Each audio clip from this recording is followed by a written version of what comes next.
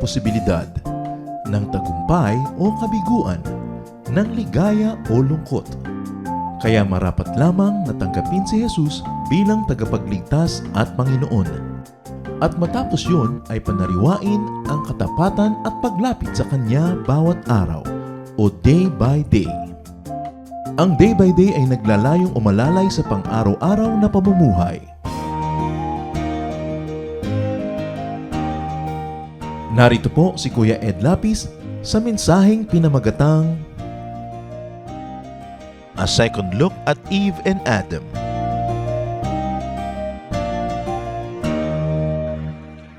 A fresh look at God, a fresh look at ourselves, of all human beings, requires a second and a fresh look at Scripture.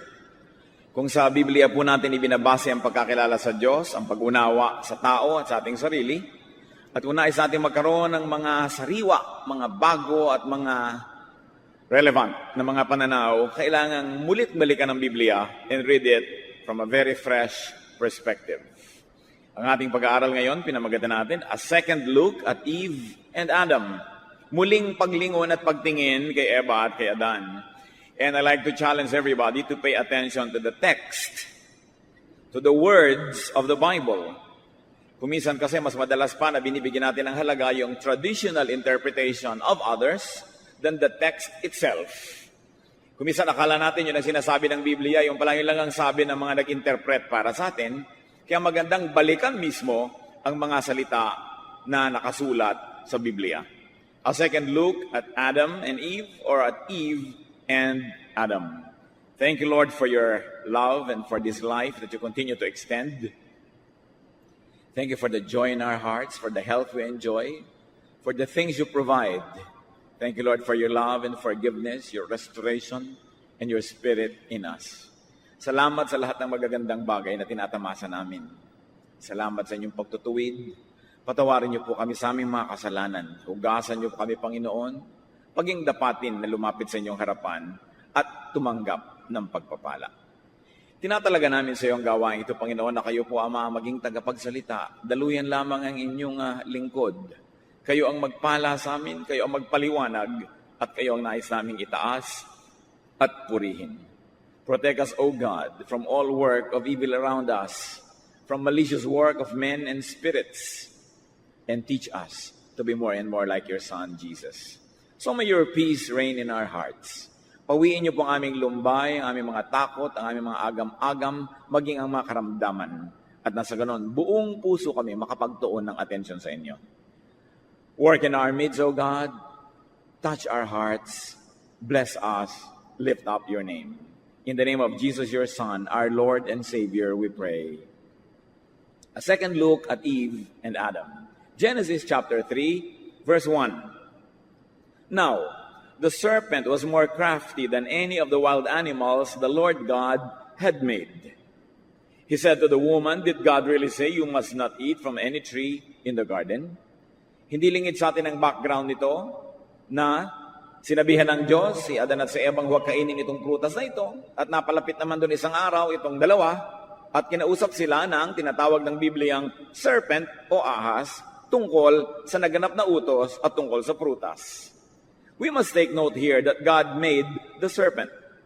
The verse is very clear. Now the serpent was more crafty than any of the wild animals the Lord God had made. Ang Diyos ang lumikha sa ahas na ito, na tinatawag nating ahas nga, the serpent was God's creation. That's what the text says.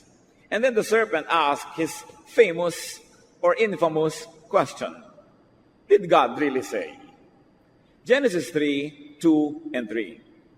The woman said to the serpent, we may eat from the trees in the garden, but God did say, you must not eat fruit from the tree that is in the middle of the garden, and you must not touch it, or you will die. So Eve was referring to an earlier instruction from God recorded in Genesis 2, 16, and 17. Let's go on with the story. Genesis 3, 4, and 5. You will not surely die, the serpent said to the woman. For God knows that when you eat of it, your eyes will be opened, and you will be like God, knowing good and evil. So the serpent reversed what God said about death. The serpent explained why God did not want the humans to eat the fruit. Ang explanation niya, your eyes will be opened, you will be like God, you will know good and evil. So yan ang ginawa ng ahas na tinatawag na ito. Sabi, binaliktad niya yung statement ng Panginoon. Sabi, hindi kayo mamamatay. Ayaw ng Diyos kayong kumain niya dahil mabubukas sa mata nyo, magiging kayong tulad ng Diyos, and you will know good and evil. Genesis 3:6. When the woman saw that the fruit of the tree was good for food, and pleasing to the eye, and also desirable for gaining wisdom, she took some and ate it. She also gave some to her husband who was with her, and he ate it. So nakita ng babae that the fruit was good for food. Masarap kainin, mabuti para sa sikmura, and it was attractive, maganda, kaibig-ibig, kaakit-akit, masarap tingnan, katakam-takam, and that the fruit was desirable for attaining wisdom. Yung pala naman, sabi noong serpent, magigi kayong marurunong panghigit. Malalaman nyo ang mabutit masama. Tulad ng Diyos, alam niya yun. Magiging tulad niya kayo. So the fruit was desirable for the mind. Lalong naging attractive kay Eve sapagkat ito'y mabuti na sa sikmura, maganda pa sa mata, mabuti pa para sa isip. Dahil lalago pa ang iyong alam. We must take note, brothers and sisters, that just as it was, on its own merits, nothing was clearly wrong with these reasons. Hindi naman masamang kumain. Hindi naman masamang magandahan sa pagkain. Pinapaganda nga natin ang ating hain, di ba? Para magandang tingnan yung pagkain. Hindi masamang pasarapin. At hindi naman masamang hangarin na rumunong ng rumunong. Kaya nga tayo nag-aaral na nag-aaral. So sa biglang tingin, wala naman talagang kakaiba o masama doon sa hangarin na ito ni Eva. Genesis 3:7. Matapos nilang kainin, then the eyes of both of them were opened, and they realized they were naked. So they sewed fig leaves together and made coverings for themselves. Take note that the serpent's prediction, the serpent's pronouncement came true. Natupad ang sinasabi ng ahas na mangyayari. Pero balikan natin, yung sabing your eyes will be opened. You will be like God, and you will know good and evil. Hindi pa ba nangyari na ito at nasa kanila na bago pa kinain ng prutas? Kasi kung hindi naman open ang kanilang eyes, hindi sila maghahanap. They will not seek. Kung hindi pa ba naman sila already like God, sinabi na nga that God breathed His life into them and that God made them in their image, in the image of God. At hindi pa ba nila alam yung good and evil, the mere fact na hindi pa nila pinipitas yung prutas, binalak na nilang pitasin, ibig sabihin, alam na nilang sumuway. Naghihintay na lang ng aksyon yung nasa puso na nila. Hindi nila kailangang kainin ang prutas na ito para matuto silang sumuway dahil anong ginamit nila para ito kainin, hindi ba pagsuway na nga? So nandun na yun, hindi dapat na isisi lang at ibunto ng lahat doon sa prutas o doon sa ginawa nila. It was already there. The tendency was already there as they were created. And what did they see when their eyes were opened? Anong nakita? Dahil sabi, your eyes will be opened. Hindi siyempre literal dahil hindi naman sila nakapikit dati. Yung mental and spiritual eyes ang magbubukas. What they saw was their nakedness. Yun ang nakita nila. Dati, nandun man yun, hindi nila pinapansin. Bulag sila doon. They saw their nakedness. In other words, they saw their gender, their sexuality. They saw themselves and they saw their self. And what made this tragic for Adam and Eve that they saw their otherness? They saw their separateness. Dati, hindi sila aware na sila'y magkaiba. Pero naging bunga ng pagkakalubos na bukas ng matang ito, napansin nila, nalaman nilang magkaiba sila. At kung sila'y magkaiba, kung gayoy magkahiwalay. Ang unang-unang pagkakahiwalay sa Biblia, nung makita nilang magkaiba pala sila. As we can see here, if we're going to call what they did sin, sin separates. Naghiwalay. Tulad din ng sa mag-asawa, pag nagkasala ka sa iyong asawa, nagkakahiwalay. Nagkakahiwalay ang loob, nagkakahiwalay ang katawan, kuminsan nagkakahiwalay ang buhay. Nagkasala ka sa iyong anak, sa iyong magulang, sa iyong kapatid, sa iyong kapwa, nagkakahiwalay. Ito ang nagiging bunga ng tinatawag na kasalanan. At ito kaya isa sa mga malalim na kahulugan ng sinabi ng Diyos na, the moment that you eat of it, you will die. Could this be a part of the death warned about by God? The death of the union, the death of the oneness of Adam and Eve, and therefore their separation. Because death also means separation. Kaya tayo nalulungkot pag may namamatay tayong mahal sa buhay dahil nawawalay sa atin, hindi na natin kasama. Kaya kung minsan dala-dala mo yung abo, kung siya ay sinunog, dala-dala mo yung damit, yung souvenir, para patuloy kang magpahayag na nakikipag-isa ka pa rin doon sa yumao. Kasi ang kamatayan ay pagkakahiwalay. So nahiwalay ang tao sa kapwa-tao. At anong ginawa ng dalawang ito? Nung matanto nila na sila'y magkaiba, they made coverings for themselves. Nagtahi-tahi sila ng mga dahon para gawing damit to de-emphasize and to hide the otherness. Bakit pagka mga kapwa lalaki lang naman ang mga nasa locker room, okay lang naman nakahubad? Bakit pagka mga kapwa babae ang mga nasa spa o naliligo, okay lang nakahubad? Pero oras na naghalo, nagtatapi. Kasi magkaiba. Tinatakpan ng pagkakaiba. At kumisa nagiging dahilan ng hiya o kaya ay ng pagiging asiwa, yung pagkakaiba na yan. At doon namulat si Adan at si Eva na sila yung magkaiba. At bakit sila nagtahi na magkamukha mga damit at dahon? Para pilitin at sikapin na maging magkamukha uli. Kaya pag gusto nating magpakakita ng equality halimbawa sa mga empleyado, pinag-uniform, pare-pareho kayong damit. So yung mataas ang ranggo, may additional na butones o may ibang kulay, may mga karanggo rin yun, kamukha, ibig sabihin, magkakamukha sila. Kaya sa choir, pinag-uniform o kaya pinagpapare-pareho ng kulay para hindi naman may lutang na lutang, may naiwan, may sikat na sikat, merong naging gilid-gilid na lang siya. So magkakamukha para burahin ang pagkakaiba-iba. At yan, si Adam and Eve ang umimbento ng uniform. Nag-uniform sila to de-emphasize the separateness and the difference. Earlier, sa Genesis 2:25, nung hindi pa sila lubos na bukas ang mata, the man and his wife were both naked and they felt no shame. Dati naman silang hubotabo, pero hindi nila pinansin, baliwala. Ang pinagkaiba ngayon, alam na nila. Before, they were unaware of their difference. Para mga Pilipino nung araw na inabutan ng mga Kastila, lalaki at babae nagliliguan sa ilog ng sama-sama, walang mali siya. Hindi minamali siya sa ating sinaunang kultura, yung katawan. No? Kaya nga mga damit natin, mga kimona, kaninipis, hindi yan issue. Pero nung dumating ang Katolisismo, ang malisya ng kumbento was imposed on our people, pinatakpan ng tapis, pinatakpan ng panuelo, kailangan takpan ng takpan niya, kung ano-ano. Nauso ngayon yung ganung uri ng hiya about the body, but pre-colonial Filipinos were not ashamed of their bodies and they did not make it an issue. So, yan ang nangyari kay Adan at kay Eva. Nagkahiwalay. And the concept of oneness will never again be realized. Dahil sa pagkakahiwalay ng male and female, ng mga gender, nagkaroon ng mga issue tulad ng gender-based supremacy, gender-based abuse, gender-based violence, and the gender-based strife would forever pester mankind hanggang ngayon. Kaya nagkareaksyon ang mga ilang kababaihan at nagkaroon ng feminismo. Dahil gusto na nilang tutulan ang patuloy na kaapihan ng mga babae sa kamay ng mga lalaki. Dahil lalaki kami, babae kayo, so kaming amo, kayong ganito, kayong ganon. Dito nagsimula kasi yung pagkakaiba.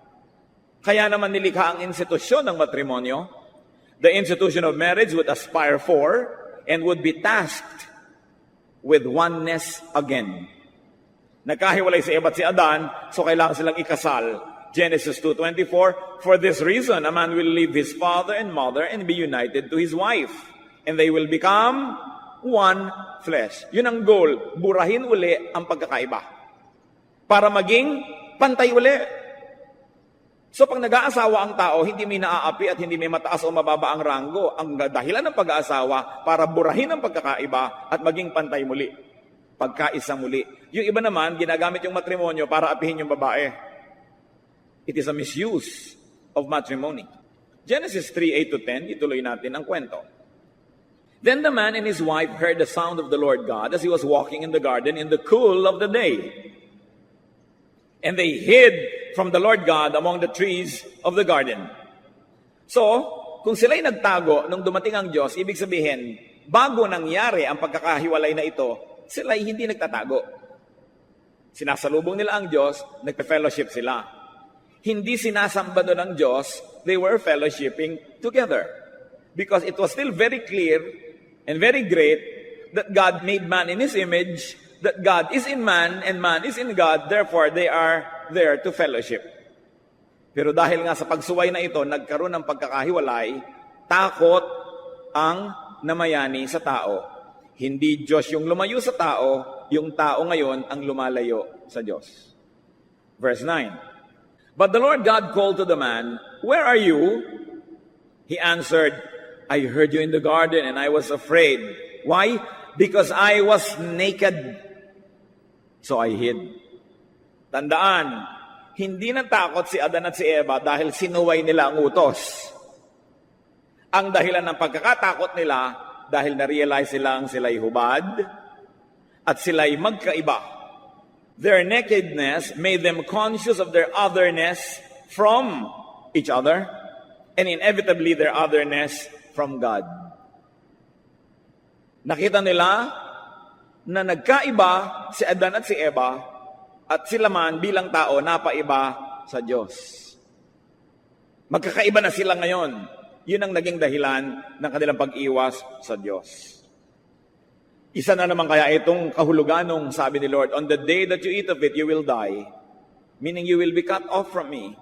The fellowship will not be the same anymore. And since I am life, then you will experience death. Naging iba.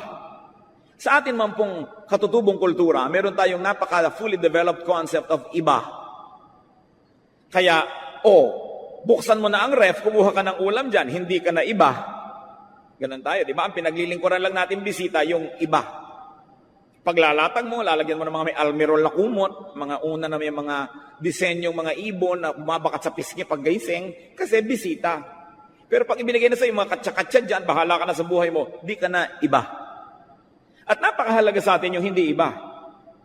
Kaya natin ma-realize dapat ang nangyari, si Eva at si Adan naging iba sa isa't isa, at sila bilang tao naging iba mula sa Diyos. A certain death happened. Genesis 3:11. And he said, "Who told you that you were naked?" Teka, sabi ng Diyos. "Have you eaten from the tree that I commanded you not to eat from?" Nakita niyo ang Diyos, itinatanong kung ano yung nangyari. Ano nangyari dito? Ipaliwanag sa akin kung anong nangyari. Genesis 3:12-13. The man said, "The woman that you put here with me, she gave some fruit from the tree and I ate it." Then the Lord God said to the woman, "What is this that you have done?" The woman said, "The serpent deceived me and I ate." Sa tanong ng Diyos, anong nangyari dito? Kinain nyo ba ang hindi nyo dapat pinagkakakain? Ito pong babae na bigay nyo at nakasama ko, yan po ang pahamak. Yan ang nagalok. At ako naman, kumain. Babae, totoo ba yan? Yun po kasing ahas, niloko ako No? So, nagsisihan na. Adam blamed Eve. An obvious result of otherness. Not me. Sabi ni Lord, then who? Si Eve po ang may kasalanan.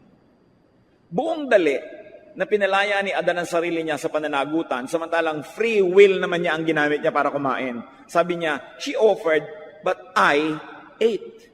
Nasa sentence niya mismo at basahin niyo yung text. Pansinin ninyo. At bakit niya sinisi si Eva? Isang napakalinaw na pruweba na nagkahiwalay na sila. Kita niyo ang mag-asawa na talaga nagmamahalan. Sasabihin ng anak sa nanay, "Nanay, wala namang kakwenta-kwenta si tatay, wala tayong kapera-pera, hirap na hirap tayo sa buhay." Sasabihin ng nanay, "Anak, huwag mo sinasabi ang mga bagay na yan. Hindi ako papayag na ginaganyan mo ang tatay mo sa harap ko." Di ba? Kung kayo ay one pang mag-asawa. Pero kung magkaiba na kayo, ang tatay mo talaga, torpe. No? Wala talagang kwenta yung tatay mo, ba't iba yung ibang nobyo ko pa hindi ko napakasalan? Alam mo na, hiwalay na kayo kahit magkasama kayo sa isang bahay. Kasi kung isa pa kayo, lagi kayong united, hindi kayo nagsisisihan. Nasunog na ng babae yung bahay, sasabihin ng lalaki, kasalanan ko. Kasi di ko siya itinali. So, basta hindi ka asisisihin kung nagmamahalan. Walang nagmamahalan, nagsisisihan. So, nakita ninyo, itest yung mga mag-asawa kung kayo isa pa, ha? Kasi kung nagsisisihan na kayo, at least, wake up call yan. Tumigil kayo kasi kayo isa. United kayo dapat, no? Yung true love, inaako ang kasalanan. Hindi ipinapataw doon sa kanyang minamahal. So, nung sinabi naman kay Eve, totoo bang ginawa mo, babae? Eve blamed the serpent. And she even slanted the story and claimed to have been deceived. Sa totoo lang, hindi naman siya niloko ng demonyo. O demonyo nga ba yun? Later, hindi naman sinabi po sa verse na demonyo yun eh. Tayo lang nagsasabing yun yung demonyo. Ang sabi lang, serpent. Genesis never identified that serpent. So there seems to be no apparent and obvious deception. No? Nagpapalusot sila, nagsisihan sila. So sino ang more crafty? Si Eve o yung ahas? The serpent said they would not die. Di ba? And they, at least physically and instantly, did not. Hindi naman talaga sila namatay. The serpent says their eyes would be opened, knowing good and evil. At di ba yun nga ang nangyari? Nabukas ang mata nila. So ang totoo lang, totoo naman ang sinabi sa kanila nung ahas. Bakit nga? Bagalit na galit tayo sa ahas na ito. Kasi ang traditional interpretation, ibinuntun lahat ng sisi sa ahas. Alam niyo, ang tao lagi naghahanap ng masisisi eh.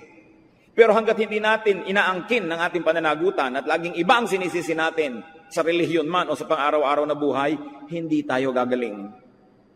Hindi tayo magiging totoo at hindi tayo maitutuwid. The will to seek to be like God was already there before the disobedience.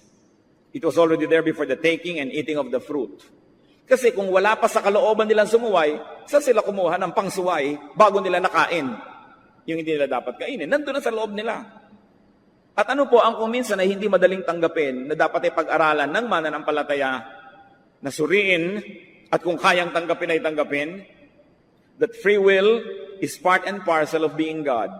That God has free will. That free will is part and parcel of being like God or being created in God's image. Dahil ang tao ay nilikha sa wangis ng Diyos, merong nakalagay sa kanya built-in na free will tulad ng Diyos. At ang free will na yon ang pinili ni Adam and Eve na gamitin para gawin ang ginawa nila. Sabi ng Genesis 1:26 and 27, Then God said, let us make man in our image, in our likeness. So God created man in His own image. So wala kang makikita kay Adan at kay Eva bago nila kinain yung prutas na hindi nagmula sa creation. Nandun na, kasama na, hiwaga sa atin. Pero saan manggagaling yun? Diyos ang nag-create sa kanila. Saan manggagaling ang kanilang kalooban kung hindi kasama mismo ng creation? There was nothing in Adam and Eve that was not already there, that was a part of creation before the fruit was eaten. And, remember the serpent. There was nothing in the serpent that was not part of creation because the Bible is emphatic that the serpent was created by God and it was created more crafty than all the other animals. So, nagmula rin sa creation yung kakanyahan, kasarinlan, identity ng serpent na ito. Genesis 2 verse 7, The Lord God formed the man from the dust of the ground and breathed into his nostrils the breath of life, and the man became a living being. So sa Diyos galing ang buhay niya. At maging yung lupa, yung alikabok na ginawa upang maging katawan niya, Diyos din ang lumikha dahil in the beginning, God created the world and everything in it. So galing din sa Diyos yung materyales. No? While man was given breath and spirit, man and woman are also of dust. They're also of the earth. Psalm 103, verse 14, For He knows how we are formed. He remembers that we are dust. Higit kanino man, ang Diyos ang kakaalam kung paano nilikha ang tao. At di niya nalilimot na ang tao ay nilikha mula sa alabok at sa kanyang espiritu na pinagsama. Kung ganon, God remembers, therefore God understands. Nauunawa rin ng Diyos ang mga ginagawa ng tao, bagamat hindi niya laging gusto ang ginagawa ng tao, pero naaalala niyang tayo ay mula sa lupa. And God helps people to be godly. 2 Peter 1:3, His divine power has given us everything we need for life and godliness through our knowledge of Christ. Kaya ang ministry ng Panginoong Hesus ay napakahalaga. Ito ang nag-neutralize sa ating pagiging lupa. Ang ministry, ang dugo ng Diyos ang naglilinis mula sa mga duming nagmumula sa ating pagkalupa. Ang pag-ibig ni Jesus ang siyang nagbibigay ng halaga sa atin bagamat tayo ay lupa. The heart of the ministry of Jesus is forgiveness. Why? Because remember, God remembers that we are dust. Paano ka pipilitin ng Diyos na maging hindi alikabok? Alam naman niya talagang alikabok ka. So habang hinahanap ng Diyos ang mabuti sa iyo, yung galing sa Kanya, habang pinipilit at tinutulungan Kanya na maging better and better and better, sa iyong mga pagkukulang na talagang anuman ang gawin mong magpatiwa-tiwari ka at magpagulong-gulong, talagang hindi mo magawa dahil nga lupa ka, nakalaan ang pagpapatawad ng Diyos. That is the beauty of the ministry of Jesus, which is also, of course, the brainchild of God the Father. Matthew 26:28, This is my blood of the covenant, which is poured out for many for the forgiveness of sins. Anong gagawin mo doon sa hindi makapasa-pasa? Ipapasang awa. Di ba? Gano'ng karami sa inyo mga pasang-awa nun? Kung hindi pa naawa ang teacher, hindi papasa.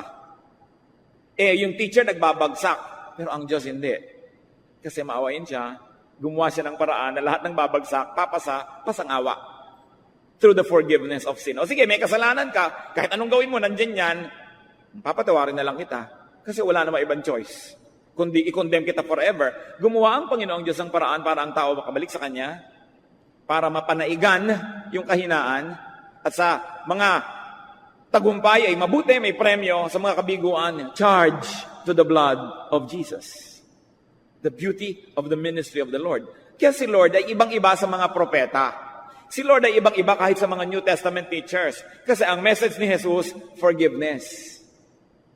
Ang message ng iba, strictness. Kung kakapit kayo sa mga propeta, hindi kayo papasa. Kasi hindi sila nagpapasangawa. Napakalegalista nila. Bagsak akong bagsak. Hindi mo na isubmit ang assignment mo on time. Bagsak ka. Yung iba pa nga, ipapadala ka pa kay Satan. Itatakwil ka. Si Jesus hindi yon. Kaya kapit kayo kay Jesus. Kapit tayo lahat. Sa Kanya lang tayo may pag-asa. Pag sa iba kayo kumapit, kawawa tayo. But Jesus is our hope. And He gives us forgiveness. The heart of Jesus' ministry is acceptance. Kasi sinabi sa Luke 7:34, the Son of Man is a friend of sinners. Why? Because every other prophet is an enemy of sinners. Every other prophet is a judge of sinners. Kahihigpit. Pauulanan ka ng apoy. Kung ano pagpapagawa sa'yo. Then Jesus comes and brings the perfect message of God in heaven, acceptance. Kaya tinawag siyang friend of sinners. Kaya ang mga relihiyoso, hindi at is kay Jesus, dahil kasama siya at kabakabarkada ng mga makasalanan, bagamat hindi siya kasama sa kasalanan, pero tinatanggap niya at minamahal. The heart of Jesus' ministry is love. John 13:34, a new command I give you, love one another. As I have loved you, so you must love one another. The heart of Jesus' ministry is restoration. Alam niya, damage na ang tao, tama na ang mga paliwanag at ang mga sisihan, pagalingin. Pupunta ka sa doktor, nagkasakit ka, hindi ka nasisisihin. Ikaw kasi, sigarilyo ka ng sigarilyo. Ikaw kasi, kung ano pinagagagawa mo sa buhay. Mahiga ka dyan, operasyon, gagamutin kita, amputation, whatever. Gamutan na lang. At yan ang ginagawa ni Jesus. John 10:10, I have come that they may have life and have it to the full. So kung kailangan mo kay Jesus ay first aid, first aid. Kung kailangan mo ng ICU, ICU. Kailangan mo ng surgery, surgery. Kung kailangan mo lang naman, dressing ng mga wounds mo, dressing. Whatever it is. That's why the church is a hospital. If it follows the example of Jesus. because the church accepts, loves, restores. Luke 4:18, the Spirit of the Lord is on me because He has anointed me to preach good news to the poor. Hindi lang to economically poor, but also the spiritually poor. Kasi yung spiritually poor, puro bad news ang nadidinig niya sa propeta. Judgment, fire, hell. Pero sabi ni Lord, I have come to preach the good news. The good news of forgiveness, of unconditional love, of acceptance, of freedom. He has sent me to proclaim freedom for the prisoners and recovery of sight for the blind, to release the oppressed. Palalayain ang lahat ng mga nakagapos. Iginagapos man ng kasalanan o iginagapos ng simbahan o iginagapos ng relihiyon, ano man yun, palalayain ni Jesus. Ang iginagapos ng kasalanan, bibigyan ng bagong buhay. Ang inagapos ng mga napakahirap na mga tradisyon at mga pasakit, ay bibigyan niya ng panibagong pananaw upang makalaya. Because man's free will operate and can resort in falling. God, in His infinite mercies and love, provided for us a way out. The love of Jesus. The love of God.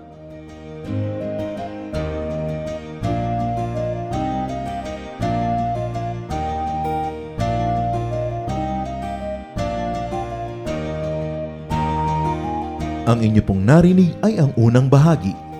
Ang ikalawang bahagi ay maririnig sa susunod na pagsasahimpapawid ng programang Day by Day.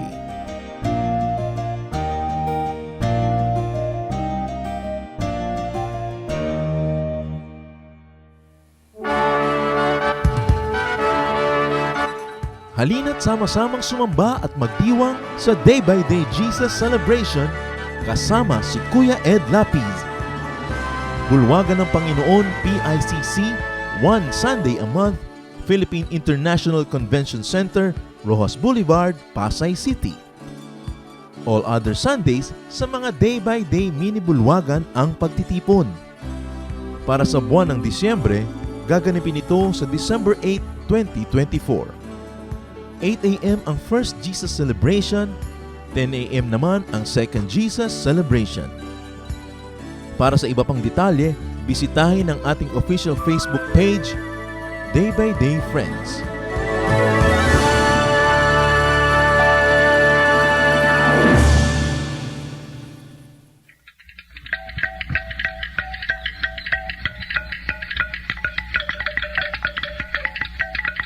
Maraming kayamanan ng ating bayan na dapat maipagmalaki at isa na rito ang ating musika. Napakarami ng mga instrumentong pangtugtog ng ating lahi. Isa na rito ang kulintang tamlang ng mga Maguindanao sa Cotabato.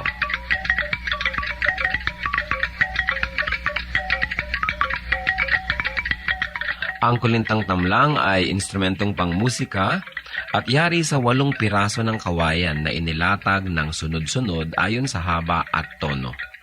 Hinahampas ito ng 2 maiigsing patpat sa magkabilang kamay. Sa mga Maguindanao, ang kulintang ang pinakakilala at pinakapangkaraniwang instrumentong ginagamit sa mga kasiyahan. Ito ay isang hanay ng 8 maliliit na agong na may umbok. Subalit sa kakulangan nito ay maaaring gamitin sa halip ang kulintang tamlang. 2 tao ang maaaring tumugtog sa isang set ng kulintang tamlang. Ang una ay tumutugtog ng melodya, habang ang ikalawa naman ay tumutugtog ng ritmong paulit-ulit or steady drone rhythm, na pinakamaliit na instrumento naman ang siyang hinahampas. Karaniwan din na makikita itong ginagamit ng mga kabataan sa kanilang pagsasanay at pag-aaral ng mga ritmo ng kulintang.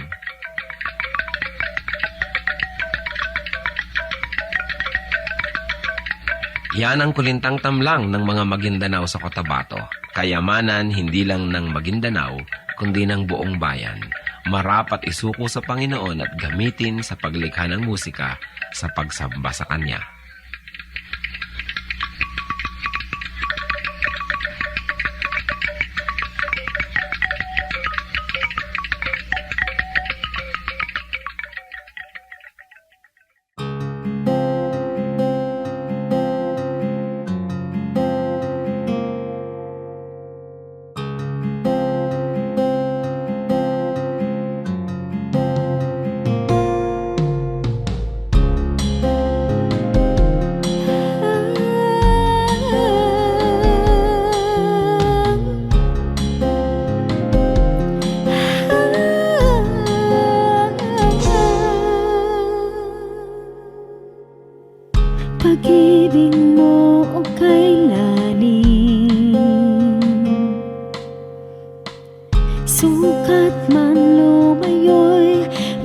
pa rin. Liparin ko man ang dulo ng langit, sa piling mo pa rin magbabalik.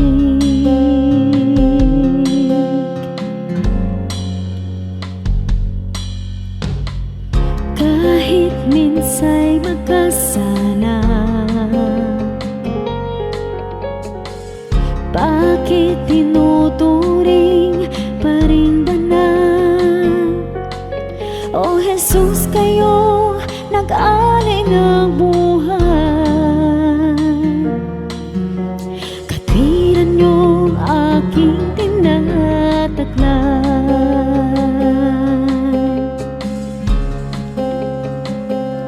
O tanggapin, papuri ay tingin, nagsasabing ikaw aking hari. Diyos na banal, ngalay tinatanghal, kabutihan mo sa'kin walang mali. O Diyos, salamat sa pag-ibig na wagas.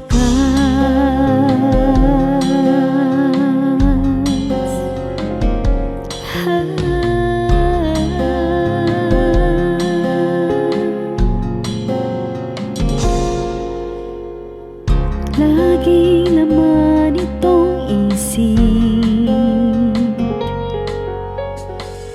ngalan ko sa palad mo inukit. Walang sino mang maaring magwala, kaligtasang ikaw ang naglikha.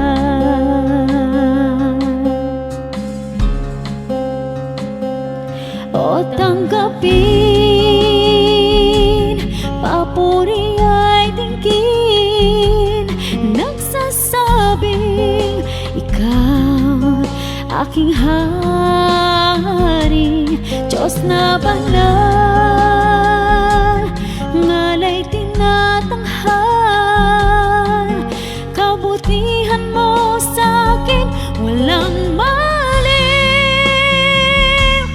O Diyos, salamat sa pag-ibig na wagas.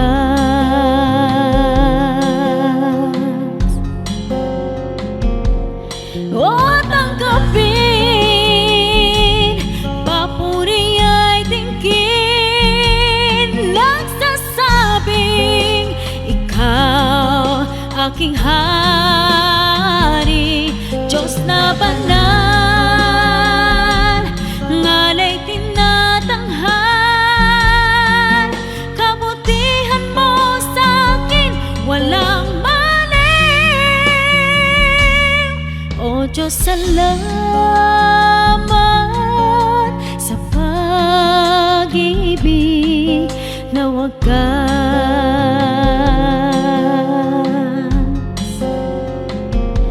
O Diyos, salamat sa pag-ibig na wagas.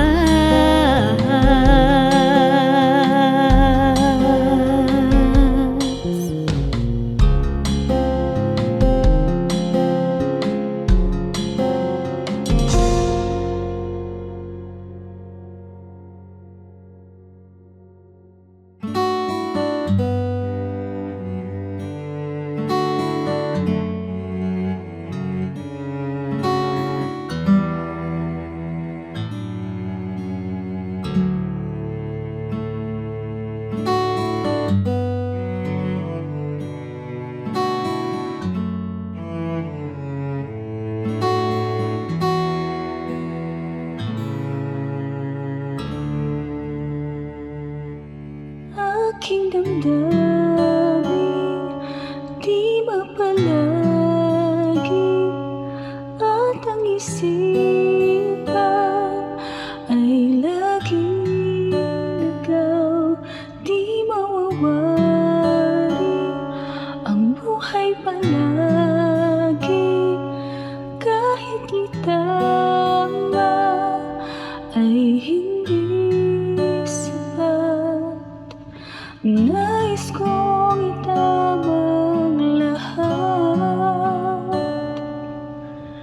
ngunit di abot at di sapat. Jesus,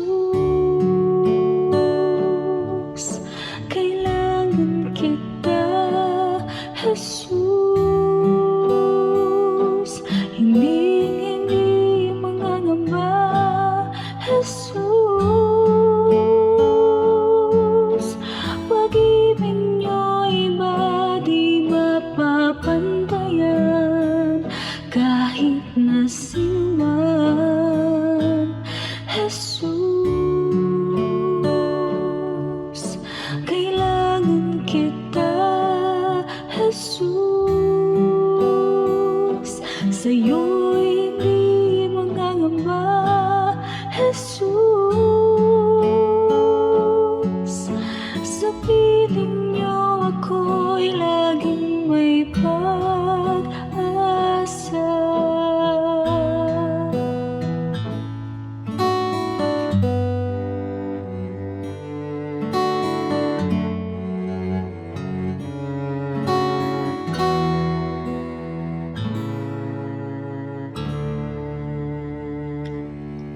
Aking damdamin, di ba palagi at ang isipan ay laging ikaw, di mawawari ang buhay palagi kahit itama ay hindi sapat. Nais kong itama ang lahat, ngunit di abot at di sapat. Jesus, kailangan kita. Jesus, hindi mangangamba. Jesus, pag-ibig niyo'y iba di mapapantayan kahit na sinuman. Jesus, kailangan kita.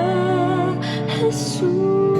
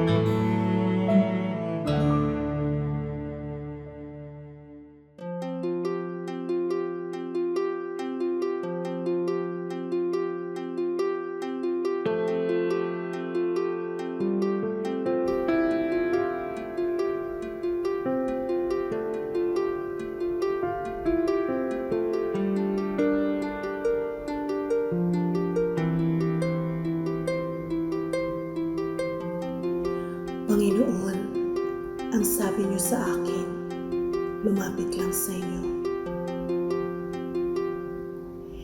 Ibig ko'y diringgin,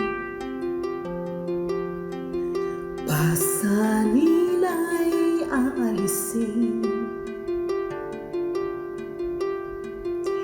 Lahat ng kabigatan ng isip at katawan, inilalagak ko na sa inyong kantungan.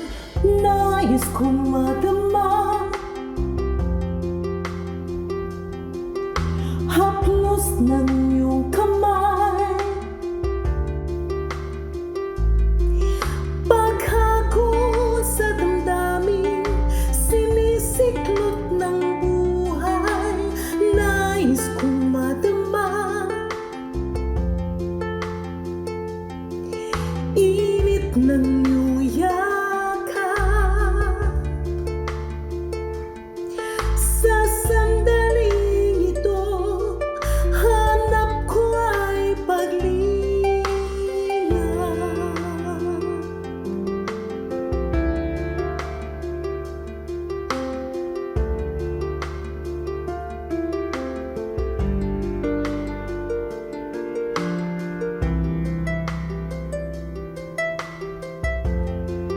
Panginoon, tinatanggap ko po ang inyong paanyaya. Dito sa piling niyo, nais kong magpahinga. Ang pagod kong puso, naghahanap ng ligaya. Lapatan niyo ng lunas, bigyan ng pag-asa. Nais kong madama, haplos ng iyong kamay, paghakot sa damdamin, sinisiklot ng buhay. Nais kong madama, init ng iyong yakap. Sa sandaling ito, hanap ko ay paglinga.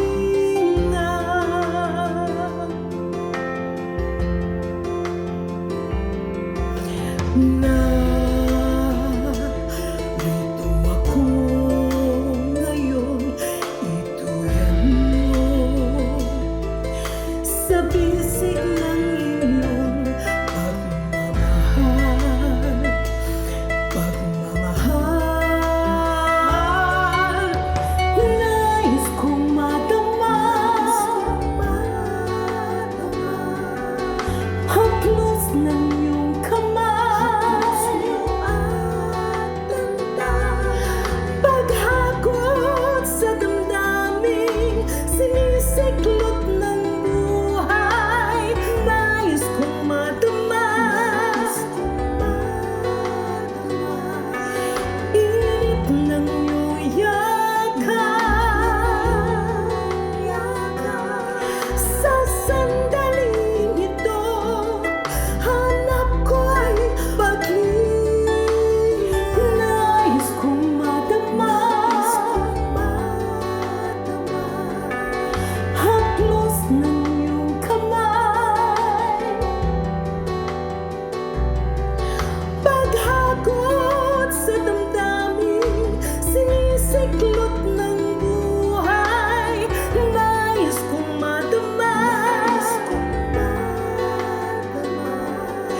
init ng iyong yakap. Sa sandaling ito, hanap ko ay paglinga.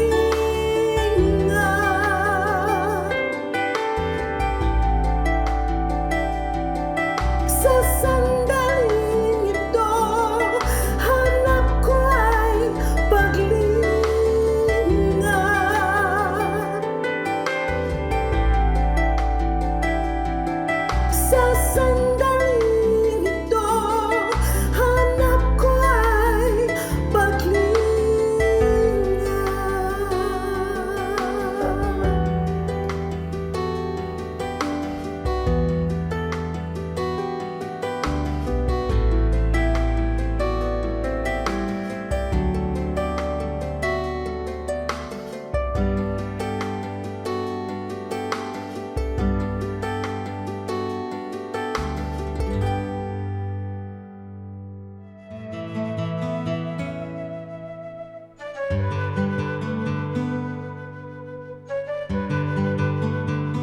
Bakit kay haba-haba ng mga pagpapaalam ng mga Pilipino?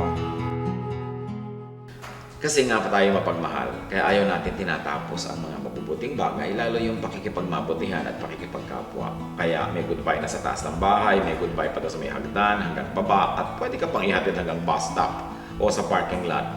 Because we don't want to end a good thing. Natural sa atin yan. We are a very spiritual people and therefore timeless. Ayaw natin na merong very marked endings, especially ending a good thing.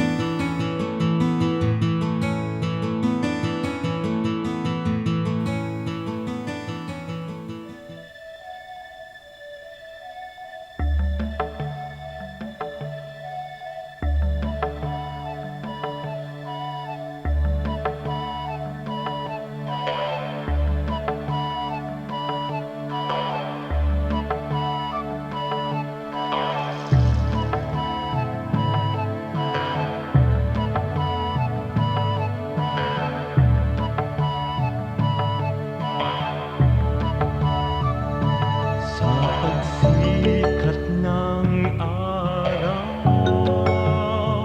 hanggang sa paglubog nito, ngalan ni Jesus mapupurihan.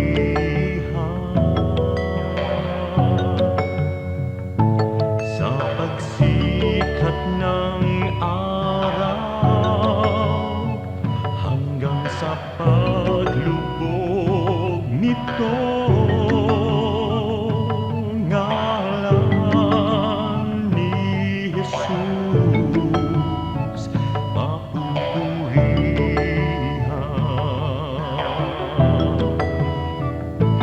Sambahin ka, O Diyos. Daikon ka, Jesus. Daydayawan ka, O Apo Diyos, sa lahat ng panahon. Sambahin ka, O Diyos. Kaluhuran na ka, Jesus. Sa lahat ng dako, papupurihan ka.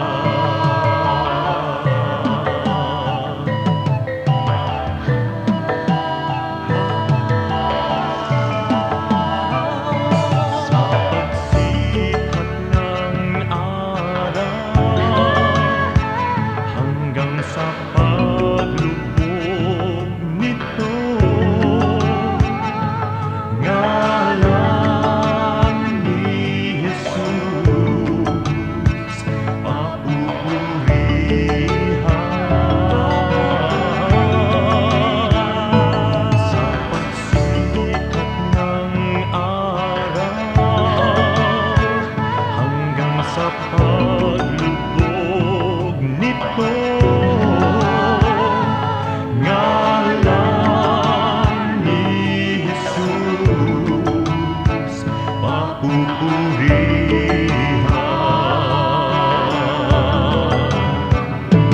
Sambahin ka, O Diyos. Daikon ka, Jesus. Daydayawan ka, O Apo Diyos, sa lahat ng panahon. Sambahin ka, O Diyos. Kaluhuran na ka, Jesus, sa lahat ng dako, papupurihan ka.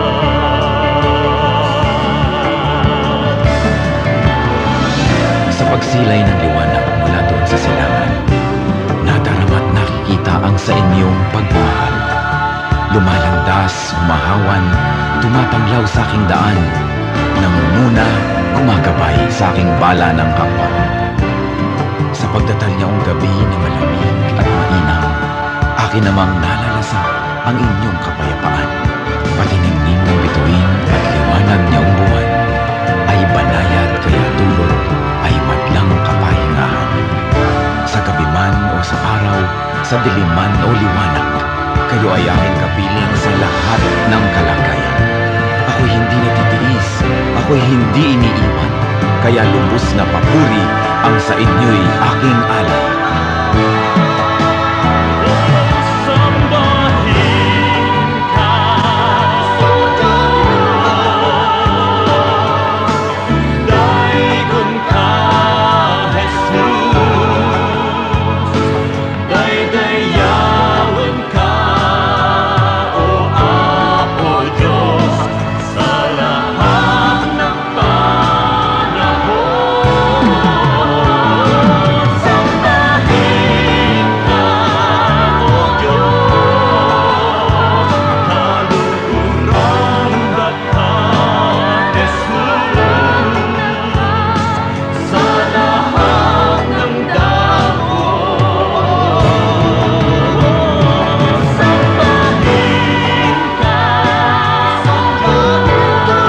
Diyos. Daigon ka, Jesus.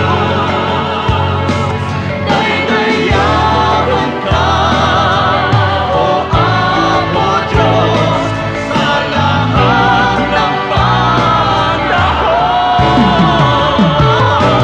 Sambahin ka, O Diyos. Kaluluran ka, Jesus, sa lahat ng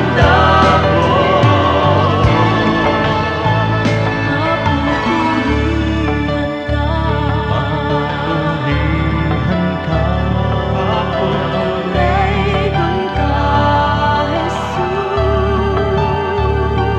daydayawan ka,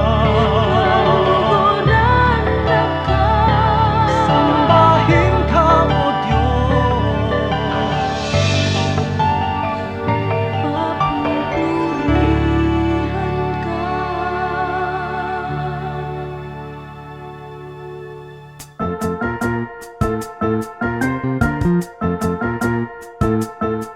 Oras na po para pansamantalang magpaalam ang programang Day by Day. Tayo po'y magsama-sama tuwing ika-6 hanggang ika-7 ng umaga, araw-araw. Magandang umaga po at mabuhay ang Panginoong Hesus!